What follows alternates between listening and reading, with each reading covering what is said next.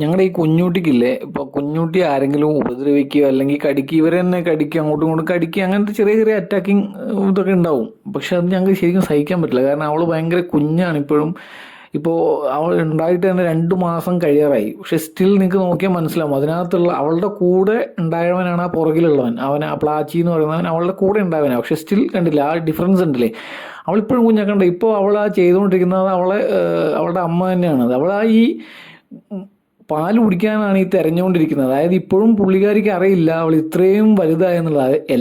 ഇപ്പം ഫീമെയിൽ ആണോ മെയിൽ ആണോ എന്നും അവൾക്കില്ല.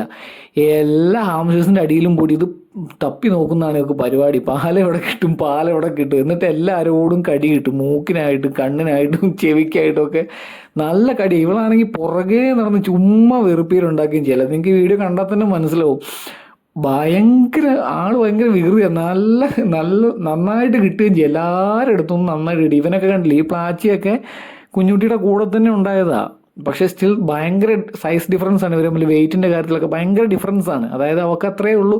കാരണം അവളെ പ്രസവിക്കുമ്പോൾ അത് അവളുടെ ഫസ്റ്റ് ബ്രീഡിങ് ആയിരുന്നു. സോ പിന്നെ അധികം ആയിട്ടില്ലായിരുന്നു, 2 മാസം കണ്ടേ ആയിട്ടുള്ളായിരുന്നു. സോ ഇപ്പം ഞാൻ അങ്ങനെ ചെയ്യാറില്ല. ഒരു 2.5 മാസമൊക്കെ ആയിട്ട് ബ്രീഡ് ചെയ്യാൻ തന്നെ ചെയ്യാറുള്ളൂ ഇപ്പോൾ. അങ്ങനെയാണ് ഇപ്പോൾ പ്ലാൻ നടന്നുകൊണ്ടിരിക്കുന്നത്. അപ്പോൾ നിങ്ങൾക്ക് ആരെങ്കിലും ആംസ്റ്റേഴ്സിനെ വേണേൽ DM ചെയ്തോളൂ കേട്ടോ.